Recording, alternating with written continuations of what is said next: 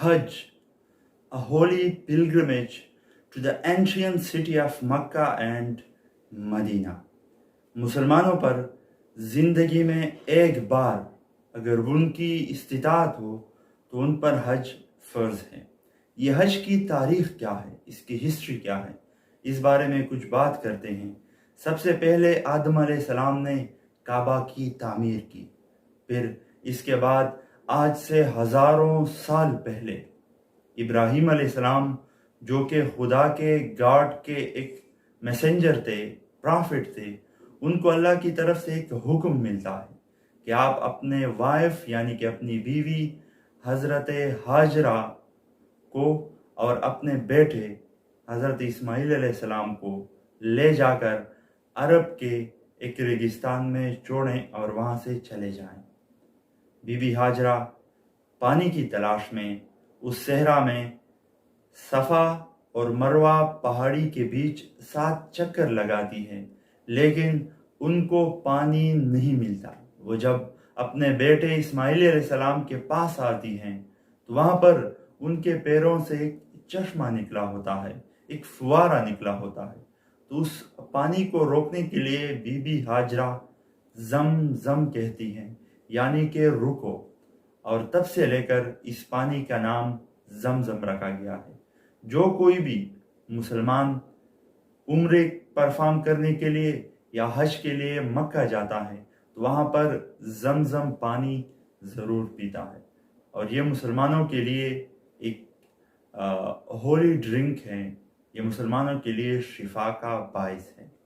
तो इब्राहीम अलैहिस्सलाम ने वहाँ पर काबा की तामीर की और वहाँ पर अल्लाह की इबादत किया करते थे। फिर इसके बाद वहाँ के जो पेगन्स थे, जो मुख्तलिफ खुदाओं को मानते थे, एक से ज़्यादा खुदाओं को मानते थे, उन्होंने वहाँ पर अपने अपने बुत रख दिए काबा में और उनकी पूजा करते थे। फिर जब आज से 1400 साल पहले हुजूर सल्लल्लाहु अलैहि वसल्लम की आमद होती है तो उनको अल्लाह ताला की तरफ से हुक्म मिलता है कि आप हज परफॉर्म करें और हज का ये रिचुअल दोबारा से रिवाइव करें। तो वहाँ पर हज फ़र्ज़ हो जाती है हुजूर सल्लल्लाहु अलैहि वसल्लम के टाइम में, और यूँ मुसलमान जिनकी इस्तिताअत हो, जिनके पास ये सफ़र करने के पैसे हो, तो उन पर ज़िंदगी में एक बार हज फ़र्ज़ किया गया है, ओब्लिगेटरी ये रिचुअल है जो उन्हें परफॉर्म करना है। तो हज में 5 दिन होते हैं। पहले दिन हुजाजे किराम ये हाजी एहराम बांधकर तवाफ़ करके मीना चले जाते हैं, एक मैदान में चले जाते हैं। तो वहाँ पर रात का क़याम करते हैं, फिर सुबह अरफात मैदान की तरफ चले जाते हैं। वहाँ पर गुरूब आफ्ताब के बाद मुज़दलिफ़ा की तरफ उनका सफ़र जारी रहता है, और वो रात यानी कि हज का दूसरा दिन 9 ज़िलहज्जा वो अरफात की तरफ जाते हैं और मुज़दलिफ़ा में क़याम करते हैं। फिर 10 ज़िलहज्जा को वो लोग शैतान को कंकर मारते हैं, जो कि बड़ा शैतान होता है। फिर इसके बाद जानवर कुर्बान करते हैं, इसके बाद अपने सर मुंडवाते हैं, और ये हज का तीसरा दिन होता है और 10 ज़िलहज्जा होता है, और बाकी सारी दुनिया में ईद का पहला दिन होता है, और वहाँ पर भी मक्का में ईद का पहला दिन होता है, और यूँ चौथा और 5वां दिन भी इस तरह से जारी रहता है। लेकिन इन 3 अयाम में हाजियों को कुछ ज़्यादा कसरत उठानी पड़ती है।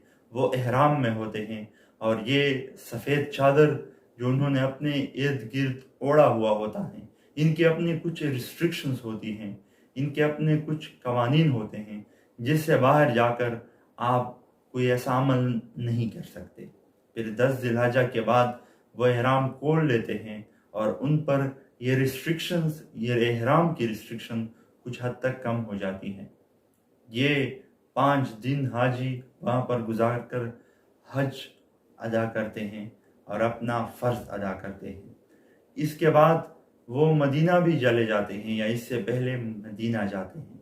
मदीना जहाँ पर मुसलमानों के आखिरी पैगंबर, आखिरी रसूल सल्लल्लाहु अलैहि वसल्लम का मकबरा है।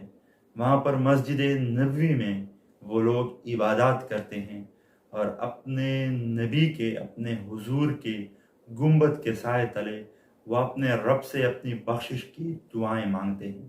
तो ये एक अजीम सफ़र, ये एक होली जर्नी जो कि मुसलमान ज़िंदगी में एक बार इस पर ज़रूर जाते हैं।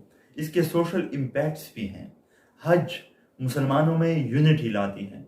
मुस्लिम उम्मा का जो कॉन्सेप्ट है, unity, brotherhood and cooperation among all the Muslims, इनके बीच ये जो बॉन्ड है, इसको मुस्लिम उम्मा कहते हैं, उम्मत मुस्लिमा कहते हैं। तो इसको मज़ीद स्ट्रेंथ मिलती है। दुनिया में अगर हम देखें तो मुसलमान मुख्तलिफ फ़िरक़ों में बटके हुए होते हैं, मुख्तलिफ तबकों में, मुख्तलिफ रिलीजियस थॉट्स में ये लोग आपस में एक दूसरे से जुदा हैं। लेकिन हज के मौका पर शिया, सुन्नी, वहाबी, बरेलवी सब एक ही छत के नीचे यकजा होकर एक ही इमाम के पीछे नमाज पढ़ते हैं और यूं मुसलमानों में एक यूनिटी का अंसर पाया जाता है।